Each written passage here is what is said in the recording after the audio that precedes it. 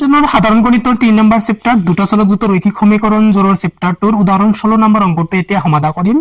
16 number অংকটো কি আছে যে k ৰ কি মানৰ বাবে তলৰ ৰৈখিক সমীকৰণ জোৰৰ এটা অসীম সংখ্যক সমাধান থাকিব কোশ্চেনটো এনেকুৱা আমি অলৰেডি কোশ্চেনটো তুলিছো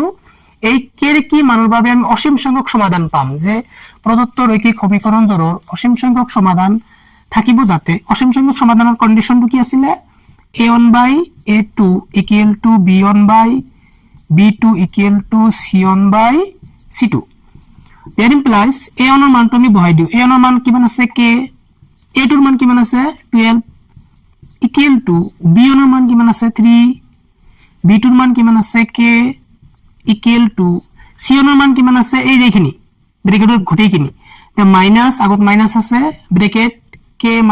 3 c2 এর মান কিমান আছে -k আমি এটো ক্যান্সেল কৰিব পাৰি এতে ইয়াৰ পৰা আমি প্ৰথম দুটা লব পাৰি প্ৰথম দুটা লৈ কিনে আমি k এৰ মানটো বাৰ কৰিব পাৰি দেন প্লাস কেনে কাম কৰিব পাৰি দেখা k * k কি হ'ব k স্কয়ার ইকুয়াল টু 12 3 গুণ কিমান হয় 36